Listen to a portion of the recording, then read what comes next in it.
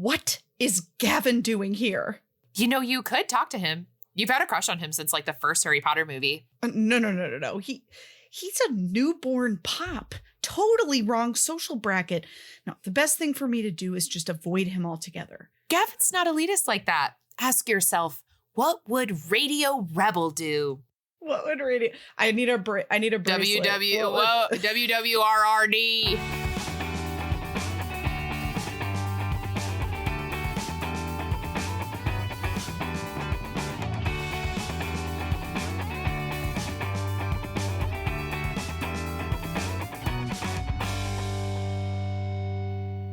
Hey, Val. Hey, Al. Welcome to D Commentaries. Thank you. Welcome to you and welcome to our listeners. Today, we're talking about Radio Rebel. Woohoo, we sure are. Val, there's some exciting news about Radio Rebel. What's that exciting news? Radio Rebel is not available on Disney Plus. Wild times. I know. Not since our very first episode have we had to watch a movie that was not on Disney Plus. That's crazy talk, crazy times. I know. And at least that one kind of made sense, right? Because they made a new version of Under Wraps. So they were pretending that the original didn't exist, which I don't agree with, but I understand. Because it's one of the best ones. Absolutely.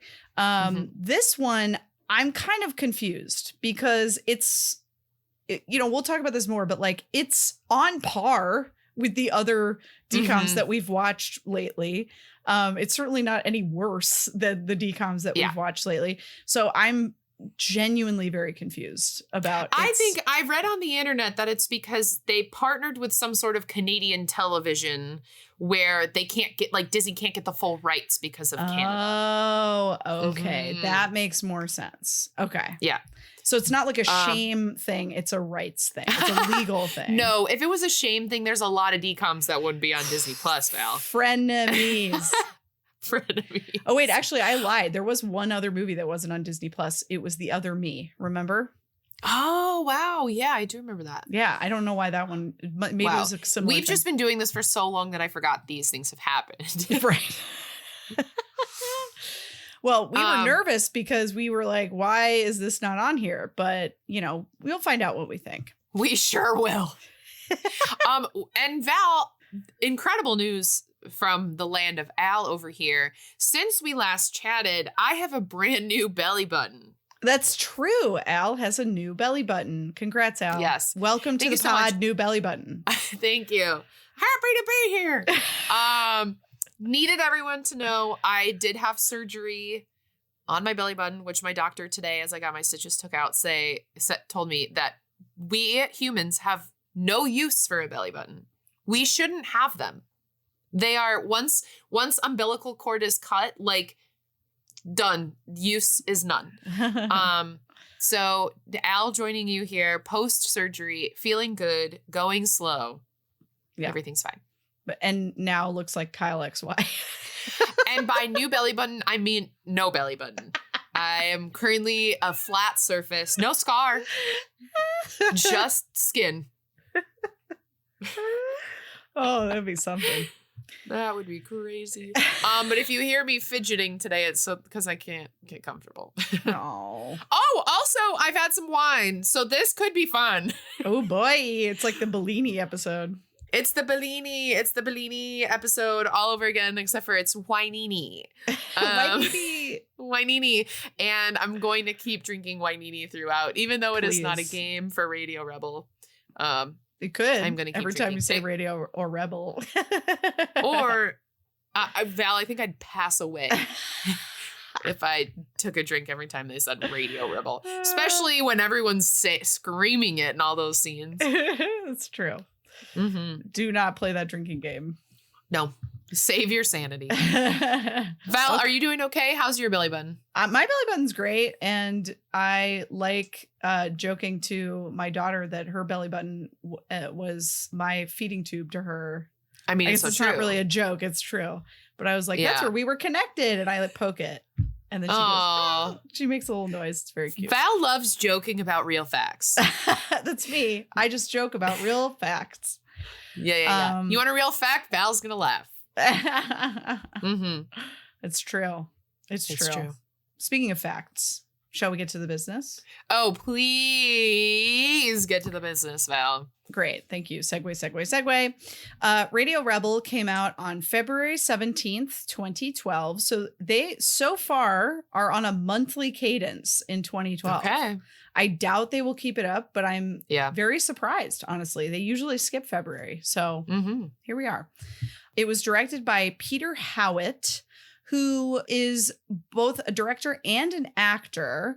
His directing resume is definitely shorter than his acting resume. So I'd be very curious to know how he ended up directing this movie, because he's British, and like the movies that he's directed are things like Johnny English with Mr. Bean in it and Laws of Attraction, and things like that. So like I'm very curious and confused how he ended up directing this movie. So I'd love to know. Peter Howitt, please let us know how you ended up directing this movie. dcommentariespod@gmail.com. That's right. And anyone else can use that email too. Send us a note.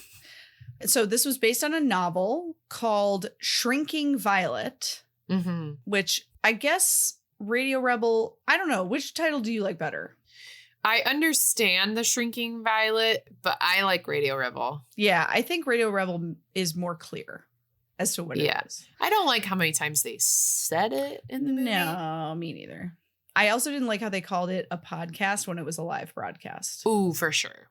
Because as a podcaster, that is not what a podcast is. Yes. And Val, I'm someone who didn't know what a podcast was probably until like 2016. So at least some generation did. Right. It was also so Danielle Joseph was the novelist who wrote Shrinking Violet. And then the two writers who turned it into a teleplay were Eric Patterson and Jessica Scott, who were pretty clearly writing partners, at least in the majority of their resume. A lot of Hallmark movies on there. And then RL Stines Haunting Hour, which I only bring up because probably 90% of this cast was in at least one episode of R.L. Stines Haunting Hour. So it's like they just collected all of these people who were in R.L. Stines Haunting Hour and then put them in this movie. Like they was that something that would have been filmed in Canada? Probably, because this was definitely filmed in Canada. But I just thought that was so funny. Like every single, like I'm not even going to say it when I go through the cast because it's literally all of them. They were all in R.L. Stines Haunting Hour. The cast is as follows. Debbie Ryan played Tara Adams. She was on The Sweet Life of Zack and Cody. She was in Muppets Most Wanted, Jessie, Sing It, Insatiable, and Velma, among many other things. She's also married to Josh Dunn, of the drummer of the 21 Pilots. Oh, cool. Nice. And that's out with your pop culture facts. Love it. You're like a People magazine just sitting here in the... My People magazine came in the mail today. Also, John Krasinski, Sexiest Man of the Year. Shocker. You know what the blind items are saying, Val? He paid big money for that. Really? Why? Yes, because he was like... This is, the blind item from Demois, but that like not that his image was like floundering, but like he like has lost relevancy. So he paid big money for it. And it turns out another blind item that Glenn Powell turned it down. Because everyone thought it was going to be Glenn Powell. He is having a moment. That's interesting. Which is why everyone was thinking it was going to be Glenn Powell. I feel like the sexiest man alive is always someone random. Like every year we're like, why is it this person? Like even if they were or are sexy, like it's always someone irrelevant. So it feels like this is the same thing that happens every year. Yeah, someone that one year it was Blake Shelton. Oh my God, yeah. Talk about someone losing relevancy. Jesus Christ.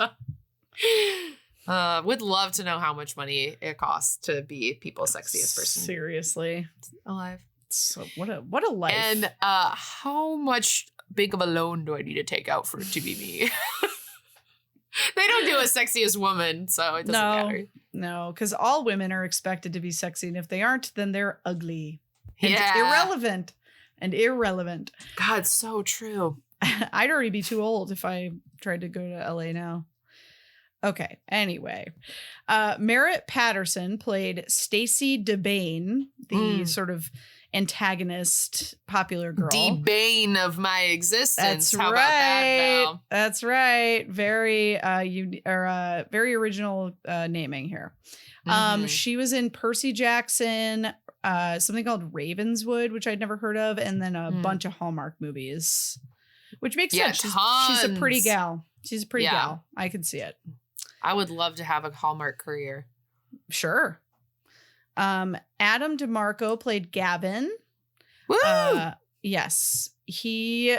I know he's not, but he looked so Jewish to me. And I was like, oh, look at this cute Jewish boy. He's Italian, which is like, there's a lot of overlap on those Venn diagrams, though, between Italian and Jews. I can tell you because I'm a Jew married to an Italian. He was in something called Arctic Air, The Magicians, The Order, and The White Lotus. Yes, he is. Things. White Lotus season 2, for those of you who've seen it. And for those of you who haven't seen it, White Lotus season 2 is incredible television. It is incredible television. Adam DeMarco in White Lotus 2 is fantastic. And Val, I'm going to say it. I thought he was great in this movie. I did too. I loved him. He was one of the only people who, to your words, took it seriously. Yes. He was acting in a movie. Yes. And it was so refreshing. He was so good and so cute. Yes. He was very cute. I definitely would have had a crush on him too. I have a crush on him now as an adult Adam DeMarco. Yeah, I don't know what he looks like now, but based on what he looks like in this movie, he's very cute. Literally, maybe take his head and make it grow by an inch. Like, he looks exactly like that. That's awesome. Serena Parmar played Audrey Sharma, her Tara's best friend. I keep wanting to say Tara because we know a Tara. Yes. Shout out to friend of the pod, Tara. Yes, but it's actually Tara. Serena was in How to Be Indie, Tokens, and Pretty Hard Cases, among some other things. I think those are probably mostly kind of independent, local type things because I had never heard of any of them. Yeah. Nancy Robertson played Principal Moreno. Okay. She was in a number of things, including Corner Gas and Hiccups. Again, I hadn't really heard of that, so it feels like she's like a Canadian character actor. Okay. I actually thought she did a really good job too. I thought she was very like an adult taking her job seriously, which was funny. Allie Bertram played Kim, who I believe is like Stacy's sort of sidekick. I think. The only thing she was in for any amount of time was called Mako Mermaids, which I, again, never heard of. Atticus Mitchell played Gabe, the other band member with Gavin. He was in My Babysitter's a Vampire, Young Drunk Punk, Killjoys, and The Hardy Boys. Yeah. And then Martin Cummins, who played stepdad Rob, was in Kyle XY. Speaking of No Belly Button. Shattered, Unreal, Away, Riverdale, he was in like all of the episodes, so he must have been a main character. And also, again, When Calls the Heart, which he also was in a ton of episodes. Oh, I'm going to look him up in Riverdale really quick because I recognized him, but like didn't. To me, he looks like a Kirkland brand Chris Pine. I want to say he's like a cop in it. In Riverdale? Yeah, you're right. Sheriff Tom Keller. Oh! I was like, I knew he looks familiar. That's funny. Yeah, that makes sense because I think they filmed Riverdale in Vancouver. That would make sense. Yeah. That would make sense for sure. Okay, that is the cast. Here is the synopsis. A shy girl comes into her own when she takes a job as a mystery DJ for her high school radio station. Already completely incorrect. When the school principal threatens to expel the mystery DJ, she has to find the courage to reveal her identity and to stand up for her own convictions. Second sentences, right? The second sentence is correct. The first sentence is completely incorrect. She is already doing an independent podcast, has nothing to do with her high school. And then her stepdad happens to be a producer for the local radio station, and he hires her to be to bring her show to his radio station. never has anything to do with the high school. The only reason they even know she goes to her high school is because in the episode that we hear at the very beginning of the movie, she mentions that she goes to this particular high school. Anyway, that's fine. We've already mentioned the fun fact, which is that it's based on a novel. So that is business done. Wow. Yeah, we did it. We did it. This to your point, Val, of it feeling different than the last couple, this one was filmed differently. Like the cameras were different. It was a clearer picture. Like it was filmed differently. Yeah, maybe like the people who actually filmed it, like the production company was this like Canadian whatever. And so they just filmed it on their own, you know, like in a different way or something. Well, Al, since you've already kind of started, what were your first impressions of this movie? Oh my God, I never thought you'd ask. Okay, I have to admit, I have never seen this movie. Wow. I have to admit that. No, but I knew what this movie was because of a specific internet meme. Oh, yes, I heard about this meme. Of Debbie Ryan. So if any of you out there know of like putting your head down, turning your eyes up, and like tucking your hair behind your ear, that is this movie. I've never been more excited to see the lore of a meme in my life. So that was my first impression of like, I don't know this movie at all, but like I know now, like once it started, I was like, oh my God, this is the meme. I didn't love it, but I was able to watch it. Unlike our last couple where I was like, I need to pause. This is terrible. I like this one I could stomach. So I'm going to give this one like a 4.75 where it's not exactly a 5, but it's not a terrible, like it's like fine. The worst part about it is the overacting from a select few people. My God. Including, but not limited to, Debbie Ryan. Yep. Which I don't even know was writing. I think they just told her to like go all for it. But then it reminds me of like, if you were to come see our improvised decom show and you wanted heighten, everyone plays at a 10, like improvised decom, you would get a Radio Rebel show. Yeah. So I can't be mad, which is why I'm like, I was able to stomach this. Yeah. So yeah, I think those are my first impressions. Val, what are your first impressions? Nice. Thank you, Al. I felt similarly, but I think this movie grew on me more than it grew on you. So like when it first started, I was like, oh no, because the overacting, especially in the first scene, is like out of control because the main overactors are Debbie, her best friend, and then the two boys that are also their friends. They are the worst ones out of everybody in this movie. So there, 4 of them are like together in the first scene, and it's also like an exposition dump. Like that is my one complaint about the writing in this movie. There's a lot of like explaining things, especially isn't your dad a radio DJ for the biggest radio station in Seattle? Exactly. And I hate that stuff. Yeah. And it, to me, like I've said this before, but it's like, it's the mistakes like I would make as like a new screenwriter. You know what I mean? So like I expect more of the people who are writing these movies if they're getting paid to do this. So it was a lot of that at the beginning. So I was like, oh God, this is going to suck. But as time went on, it really grew on me to the point where at the end, I was like very pleased with it. Like, it wasn't one of my favorites by any stretch of the imagination, but it was very like tolerable and like fun, I would even say, to watch towards the end. I also really liked the message of this movie. Another thing I really appreciated about this movie was that Debbie Ryan looks like a normal teenager. She is built like a normal teenager. They didn't ask her to lose 15 pounds for this movie. She just looks like a normal person. She looks like I did in high school. And that is like not something I got to see because like when we were younger, especially when I was younger, like that sort of like anorexic chic was like all the rage, and like I never saw anyone who looked like me. I'm a pretty average sized person. And like, I even now rarely see people who look like me on TV. It's extremes.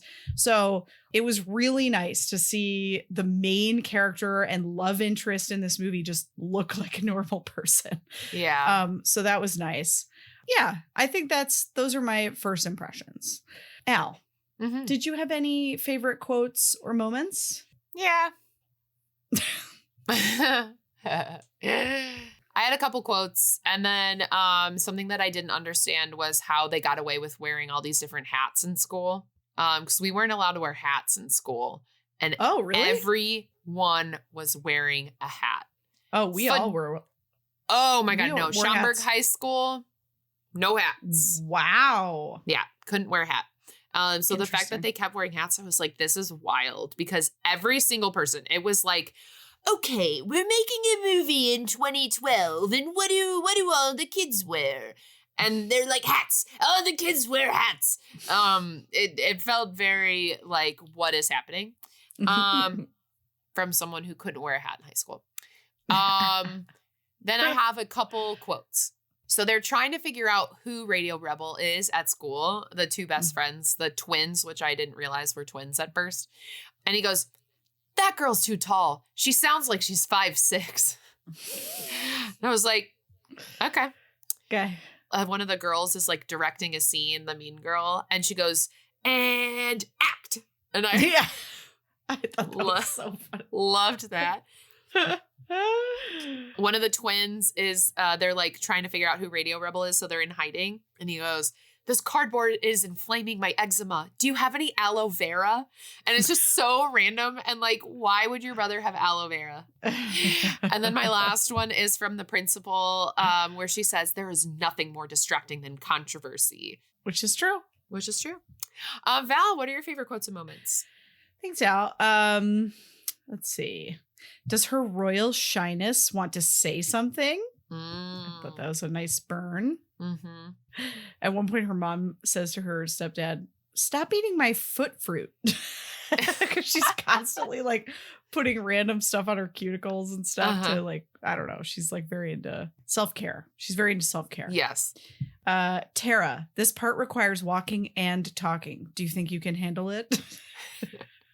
So mean. Was that Audrey? No, it was Stacey. Okay. Audrey was also kind of mean to her at times too, where I was like, yeah. This is your best well, when friend? she just like doesn't believe her, like at one point I was like, what? Like that felt like someone tried to write a joke and it just like did not land at all. Yeah. There's a fine line between pain and constipation. I just thought was silly. And then at one point she goes, wig me. Like put a wig on my head. Mm-hmm. Wig me.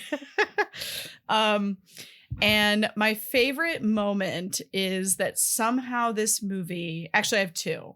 One is that they somehow got away with so closely ripping off Mission Impossible's theme. Like if you just played what they had in their score, I think that someone might mistake it for Mission Impossible. Oh, I didn't even notice. And I was like, honestly, very surprised that they were able to get away with that. The only thing I can think of is that, you know, not enough people watched this for it to be of consequence. Mm-hmm. But I was still very surprised. And the other thing is, I won't say what it is because it's kind of late in the movie, but there is an I am Spartacus moment, which I just thought was so funny. Like of all the things, like, because I am Spartacus is so old that my dad knows that reference. Like, I was just like, wow, like this is in this movie. So anyway, that was, I thought that was wild that they, did that. And then I have a question. Oh, for me. Yes. So is pops an actual term that any person uses for popular people? No. Okay. Because they use it in this movie and I was like, am I just old and I don't know like the lingo or whatever that now people are using for the pops. He's a pop. Yeah. A newborn pop, the pops. And I was just like, it took me a second to figure out what they were saying or what they were. I didn't figure out what they were saying until right now when you asked me that question, Phil. I did not understand what that meant in the cold open. And I was like, I'm going with it. Yeah. Also the concept newborn pop is hilarious. Like as in like he's newly popular. It's so insane. So I was just curious if that was actually something that people said or if it was I don't think so. Like if you're Gen Z, I guess, I mean, like, some millennials Skibidi were still in high toilet? school. I don't know. Oh, dude. That's Gen Alpha. I have tried to look up what that means. And I feel so old. I've Urban Dictionaried it. I have like tried to figure out what Skibidi toilet is, and I just don't get it. I think it's a cartoon, isn't it? I don't know, but I hate it. And I'm just aging myself. This is not what I thought my 30s would be like. As someone who's getting so close to the end of their 30s, nothing in your 30s As someone is what you think who's it's going to be. just starting out their 30s. Oh, man. Okay, well, I'm glad we're at least on the same page for that. Yeah. All right. Well, everyone, I don't have any more wine. And by don't have any more wine, I don't want to open a bottle just for myself. So I will be sobering up throughout the rest of this experience for all of us. Or who knows? I could go really quick and I could stay just right where I'm at for the rest of this. There you go. Val and I are behind our microphones, completely topless. That's right. Headphones, no tops. Here's the movie, everyone. Buckle up. Buckle TF up. Okay. So we entered on a narrator, which is to be discussed whether it is a real narrator, but it opens up on a narrator because we're listening to a like DJ radio show and no one knows who it is at school, but it is named Radio Rebel. Obviously, because we're all adults and we're smart, we know it's Debbie Ryan. So the whole school doesn't know who Radio Rebel is, but we do. And Radio Rebel comes on the air every night and like gives a lesson to the high school. And so everyone listens on their iPods. And today's lesson for the first one is reject the status quo. Whoa, reject the status quo. I wish everyone could have seen me and Val dancing there. And then we find out that her stepdad works for the radio station because they fed that in super hard. And we have Mean Girl Stacy, and then Radio Rebel, whose name is Tara. Her best friend Audrey goes up to Stacy, so the whole crew does, which is the twins Audrey and Tara. And Stacy is like, "You guys suck. You're listening to Radio Rebel," and she turns in their iPods. And the principal, who I don't really mention throughout my synopsis, but is there throughout trying to figure out who Radio Rebel is weird, but she's there. She's sort of the villain of the story. Yeah.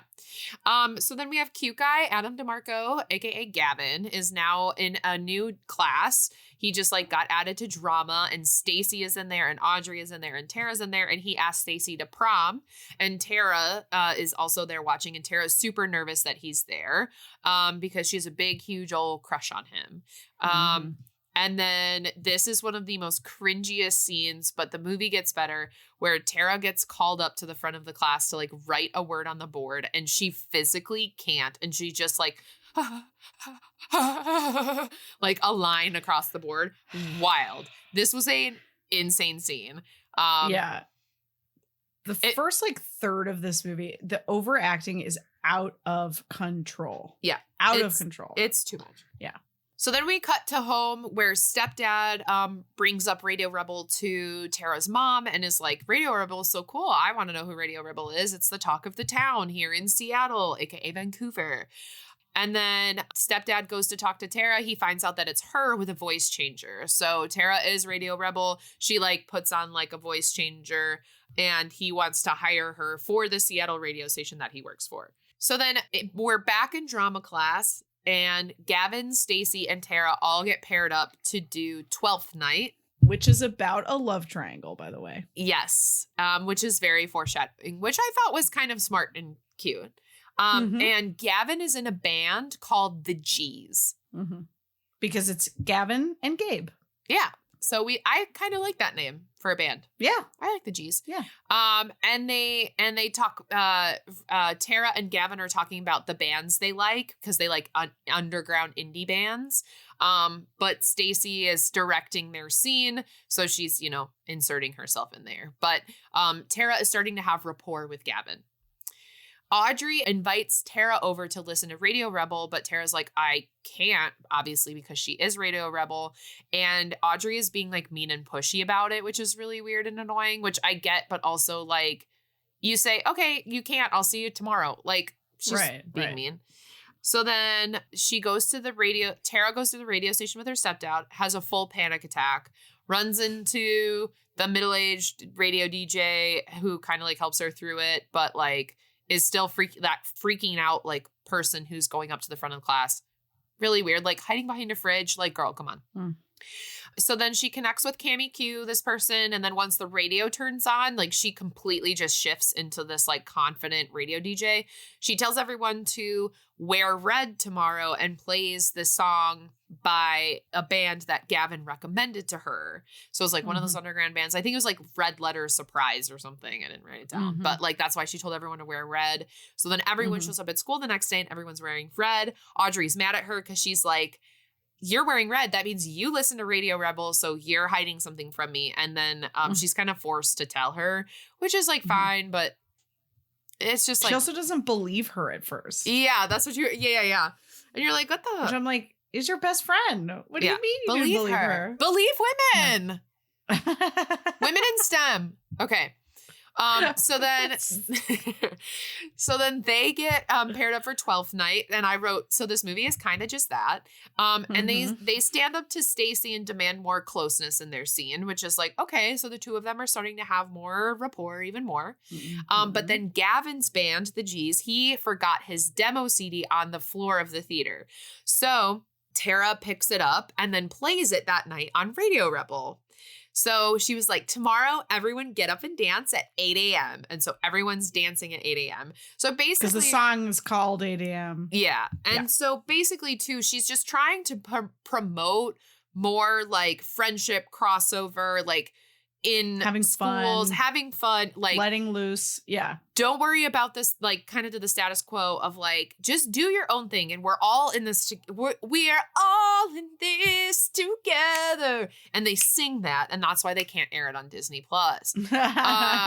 So then her and Gavin are about to like start dancing together, but then Stacy sees it and she like cuts in and dance all wacky crazy. It's so funny. And then like Gavin then pulls her aside and he's like, I know your secret. Like, I know. And Tara's like, what are you talking about? Keep in mind, Tara throughout this whole thing is completely shy. Yeah. Like doesn't talk, like super awkward times like 100. Like it is like painful to watch sometimes. And he's like, I know your secret. And she's like, what? No. And he's like, you gave my demo to your dad to give to Radio Rebel. So he didn't think that she was Radio Rebel. He thought that she gave it to her stepdad. Right. Which is still a nice thing that he thought that she did for him. For sure. So he's very happy with her. Yes. So then the next day we cut to posters around town that are like, who is Radio Rebel? We want to know who it is. We're trying to figure it out.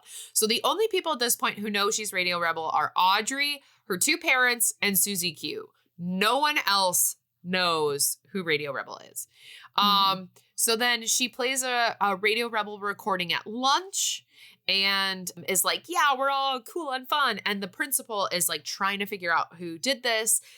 She like scurries around the whole school to find, and there was just a recording. She thought she was in the school booth. So they're like trying to figure it out. And then Gavin stands up to his band, the G's. He's like, I want to sing music that means more. And they're like, dude, no, we just like want to get girls and be cool. And he's like trying to be like a poet and sing. So it's like the person who wants to go solo to like sing, from the band. And then surprisingly, Radio Rebel got nominated for prom queen. We don't know who Radio Rebel is, but Radio Rebel was nominated for prom queen. So, Stacy's shaking in her boots. So then the principal calls the radio station and says, I don't care who it is. I'm going to expel Radio Rebel. If you don't tell me, I am expelling them. Whoever it is, I need to know who it is. And the stepdad is about to go all stepdad on her and be like, you got to tell everyone. And she's like, no, I'm the voice of the people. And he goes, that's my stepkid. And he doesn't turn her in. And then he kind of disappears for about 40 more minutes. So then this episode of Radio Rebel, she's like, what are you afraid of? Because she's afraid of being caught, and people call in and it's like, I'm afraid of this. I'm afraid of that. But Gavin called in and he's like having a conversation about like, I want to do my own thing. And they're having this conversation where like, she knows it's him. He doesn't know it's her. It's very 12th night. of like, I'm hiding behind something. You don't know it's me. Right. And then Tara now doesn't want to go to prom, but her mom's going to make her because she's like, I don't want to go. Like, I'm Radio Rebel, blah, blah, blah. I don't want to go. But then the principal cancels prom until Radio Rebel's identity is revealed. So prom is canceled. So now people are pissed. People are calling in to the radio station saying, my night was ruined because of you. I finally found a boyfriend and I want to go. You suck, you suck. So they're all swarming the radio station, protesting Radio Rebel. And so she's like trying to get into the station. They have to make a ploy to get in. And then she has to get out once the episode has been recorded. She has to get out of the building without anyone seeing her. So she recruits the sandwich guy to help like block. And it's this guy standing in like if Subway had like a mascot uniform. And you can't see his face. He's just like a full sandwich. Yeah, full sandwich. Don't know who this person is, but she's like, sandwich guy, I need you to help me get out. So then Slam FM, the Seattle radio station, is like, because your prom was canceled, we're going to throw Morp. Backwards prom. It's free. Anyone can go. It's because your school canceled it. We'll have it for you. And Stacy, the mean girl, figured out that Radio Rebel is Tara because she was like, you're my number one fan. I'm your number one fan. And then she said on the radio. So Stacy figured it out. So women in STEM, she figured it out. And she was like, if you don't come to my party tonight, I know you're Radio Rebel because you have to be in the studio recording. And she's like, shit. So Susie Q and Tara's mom are in the studio using saved voices to try to like piece together, like, I need some callers. And they were like, yeah, that's cool. And they just like played things bunch, over and over. And she's like, this isn't working because they're all listening to Radio Rebel at Stacey's house. So they patch in Tara from the house and they're like racing around one another because she's like, I know you're here somewhere. And they're like following each other. You can hear echoes and stuff. So, and it was honestly kind of a good, like it was a well choreographed, fun scene. Yeah, they did a nice job. And like the sound editing was good where you're like, oh my God, I'm like nervous. Is she going to catch her? And they didn't, but then, or they didn't catch her. So at this point, the band plays, the G's. But she ends up in Stacy's room. Yes. And that's when Stacy finally like catches her, but it's like right after she hangs up the phone. And she's like, what are you doing in my room? And she's like, I'm just looking at your pictures. And there's like a picture of Stacy as a little girl wearing a tiara.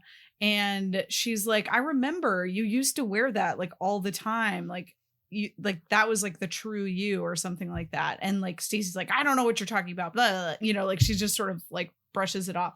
And Tara's trying really hard to like say to her, like, it's okay to like want this. Like, it's okay, like be true to yourself. Like, it's all right. And obviously at that moment, Stacey is not ready to receive this care and empathy. So she's just mean again. But I think it's important because it sort of relates to what happens at the end. So I just wanted to make sure we thank you. So then we see the G's play and then there's some hijinks. And then, okay, so Stacy has a best friend throughout the entire movie where it's her like little minion. It's her goon, as we like to call them here at D Commentaries. And her goon takes a pizza delivery on roller skates. Makes no sense, one. Two, to the Radio Rebel Lounge to figure out who Radio Rebel is. Radio Rebel is not there because she was at the parties. So like Allie left to go like see, and she recorded Tara's mom and Susie Q talking about how good of a job they did, which is funny because she held it up as if she was recording them on video. But then later when they play it back, which I will mention, they didn't have it on video. It was just strictly a recording. So a very weird choice where it was like, why didn't you just record this? You're using an iPhone. And then I just wrote wild scene because then she like is leaving because she's like, I'm about to get caught. She roller blades out of there and then falls into the pizza, but it's clearly like, we're just going to put pizza sauce as if it's a face mask right around your eyeballs. So her eyes were completely untouched. And it was just like, okay, you didn't fall into that pizza.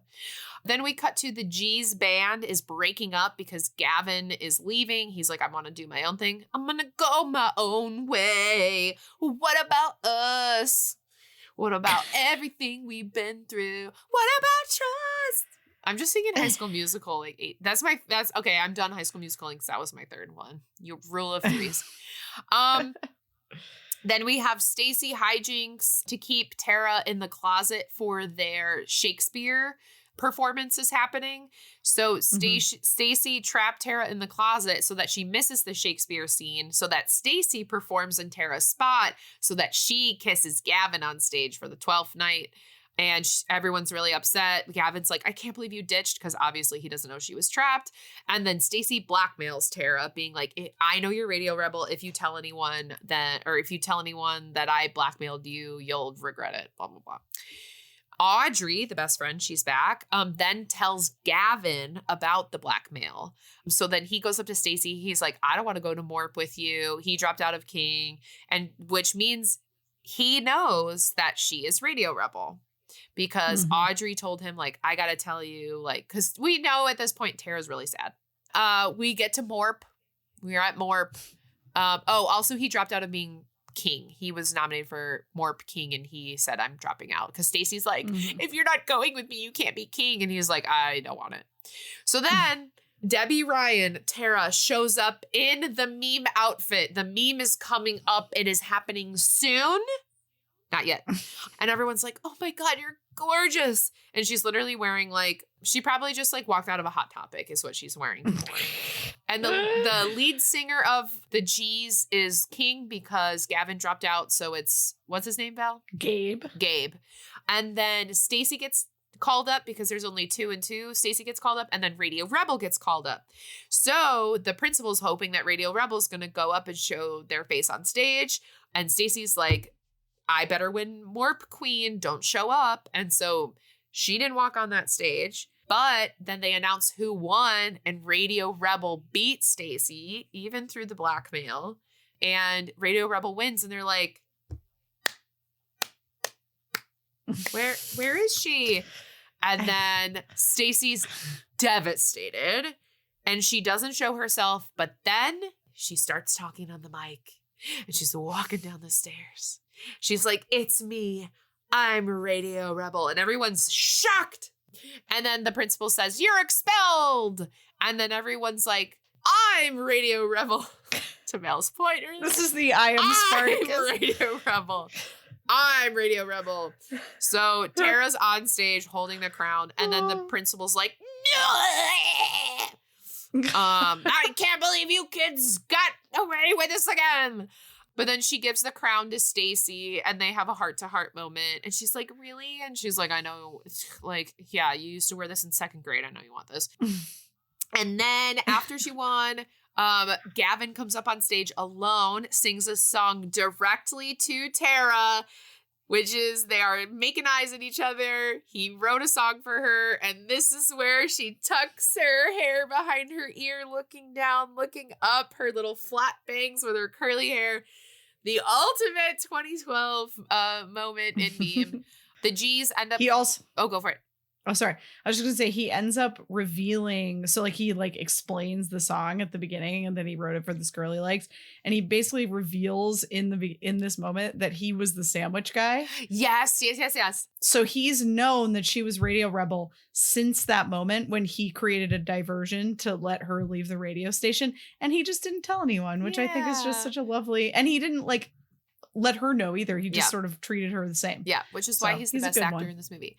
And then the G's go back him up, so they kind of like have a makeup on stage. So once he starts singing, they're like, okay, actually we can start to sing some songs.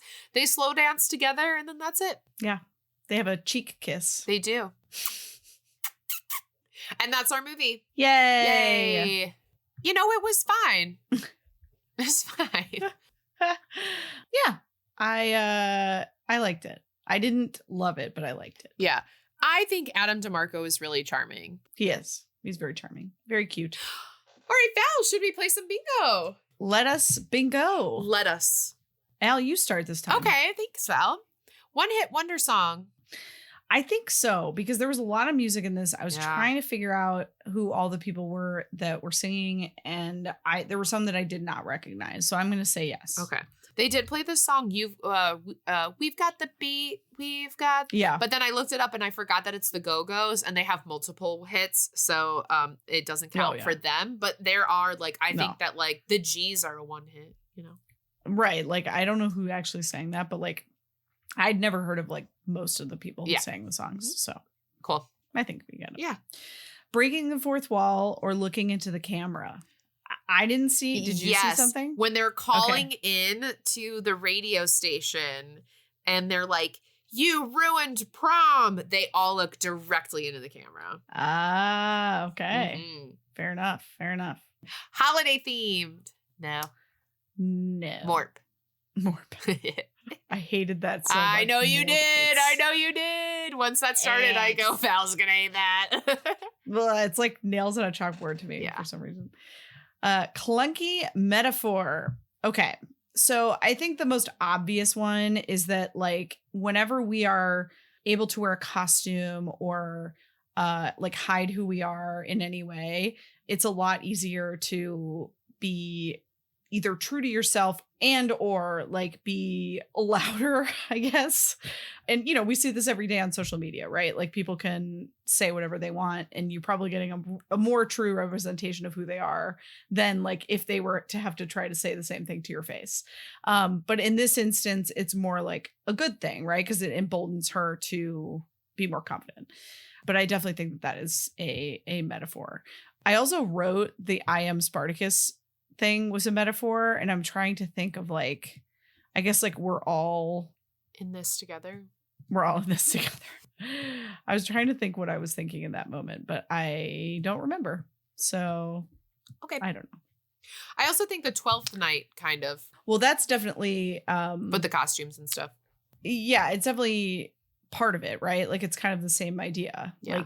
You're kind of freed by being hidden. Yeah. You know what I mean? Yeah. Cool. Yeah.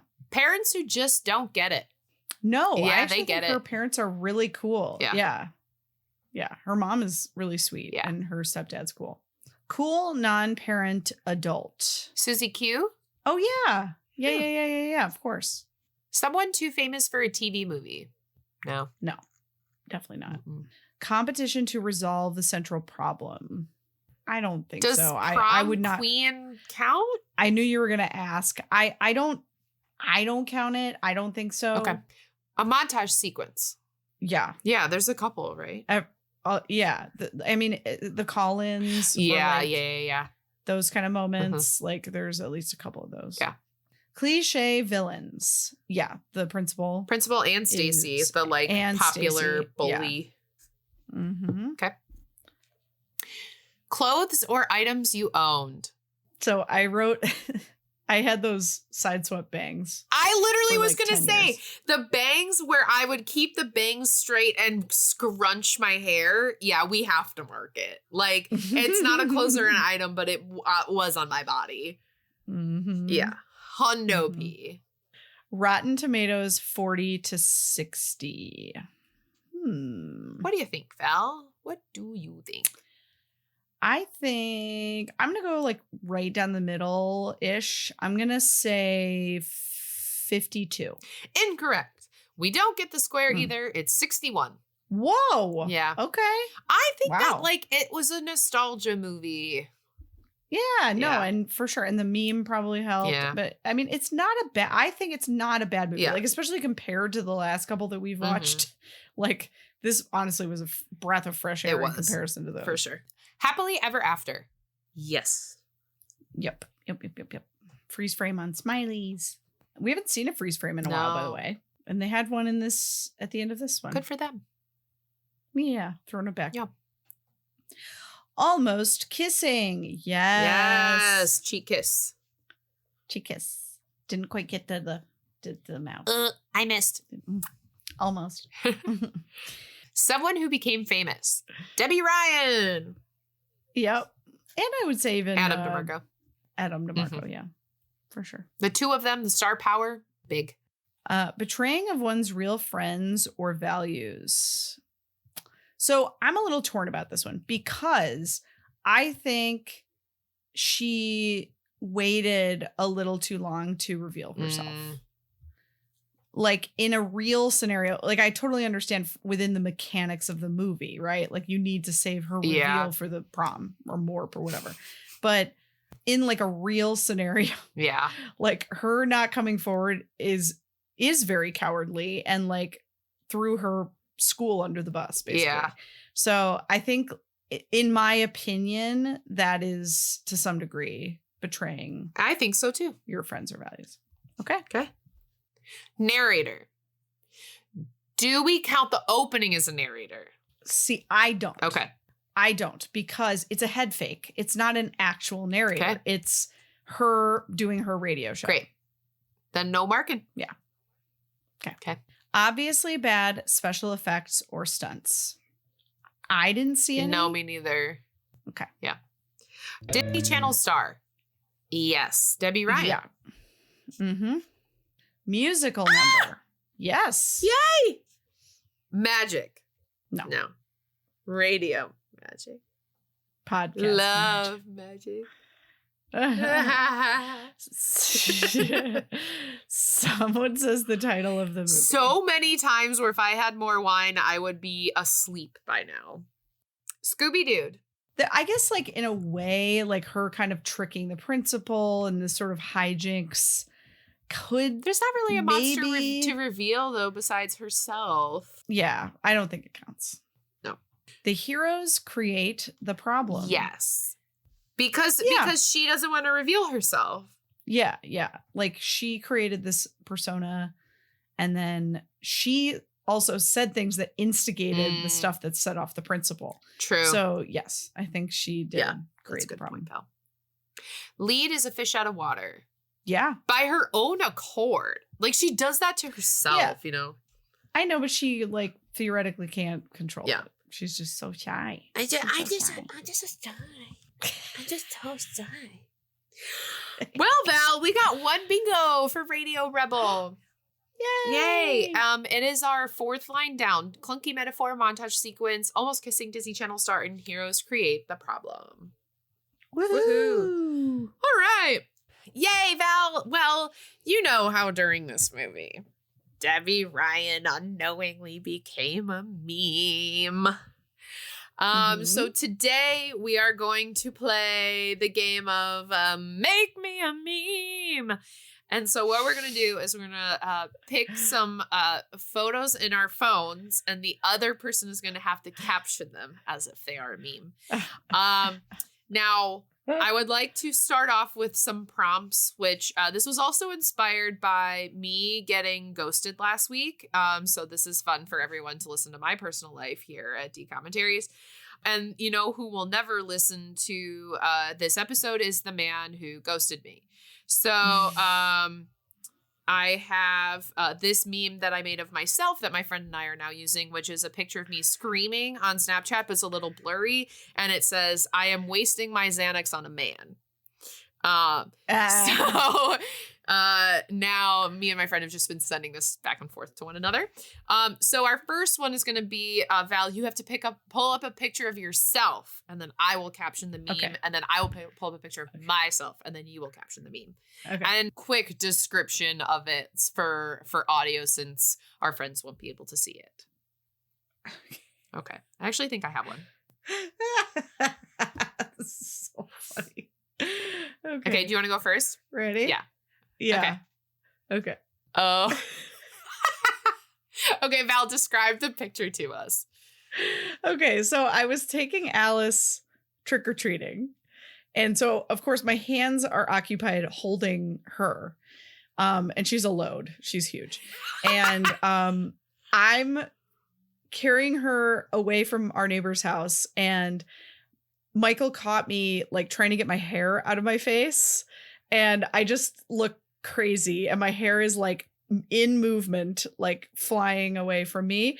And Alice is also with me, just looking like, what the hell is going on here? And why is mom carrying me to the neighbor's door? Yes. So that's the picture. Great. Now my caption is because Alice is dressed as a skunk for Halloween. My meme caption is going to be, when you smell that skunk in the neighborhood. And because it hits you so hard that your hair moves. Okay. Amazing. All right, Val, okay. Are you ready for this picture? Okay, yes. This is a picture of me. Okay. So this is a picture of me. Something fun about me is when I'm sad, I'll just send pictures of my eyeballs right at the bottom of the screen. So it's a picture of me wearing like a hoodie with my hood is on all the way to like my eyes. You can only see my eyes and my nose, and then like some of my house in the background. But you can't see my mouth. And it's a pink hoodie. It is a pink hoodie. Yeah. And she looks, it's hard to tell if she's tired or upset. It's a negative emotion. Yeah, it's all of those you just mentioned. Yeah. I'm going to say Rosade all day. That's good. That's good. That's good. Okay, Val, now we're going to like scroll and then I'll tell you to stop. And whatever picture it lands on, that's going to be the picture that we have to meme. Okay. Okay, you go first. Ready? Okay, I'm okay. Scrolling. Ready? Stop. Okay, let's see the picture. Okay. Of course it's Alice. Oh, it's a video. Oh. It's Alice eating a chicken leg. Oh my God. This is, I wish everyone could see it. It's, oh my God. I can't handle how much you literally birthed just a baby Michael. I know. They are talking. Oh no. There it goes. No, she dropped face. She dropped it. She's like, no. Not the chicken. I don't even know if I can caption it because it's so funny. Okay. My meme caption is gonna be when your shirt gets caught on a door after a shitty day. Specifically referencing the face she made when she dropped it. Like, what the hell? All right, ready? I'm gonna scroll and tell me when to stop. Stop. Oh my God. Wait. Okay, I've already got it. Okay, this is a picture of Ryan in like a full like a Green Man suit, but it's fully gold and it only has the face cut out, and you can only see like his shoulders and up, and you can tell he's in an office because he wore this to present in front of like 200 people at work about the Oscars, so he dressed up as an Oscar statue. Jesus Christ. And his facial expression is probably what Val will comment on. Yeah. He just looks exasperated would maybe be the best way to describe it. So the immediate thought that I had was when you buy the Magnum condoms. Explicit. Explicit. This has to be marked as explicit. I can't wait for him to listen to this. He won't, but I can't wait. Oh my God, that's so funny. Well, Val, that was our game of Meme Yourself. I forgot what I titled it. But thank you so much for playing. That was a wild time. And I think it did tell me I'm not good at making memes, but I am good at having fun. Yes. Here we are. I think I'm actually I think you're great at memes. memes. Yeah. No, I just like watching TikToks. Yeah, me too. Me too. That we share. Yeah. All right, Val, what are we watching next? We are watching Let It Shine. Ooh, should be a good one. Tyler James Williams is in that movie. Yeah, I'm excited. Little cutie guy. Yeah. Val, I'm gonna miss you. I'm gonna miss you.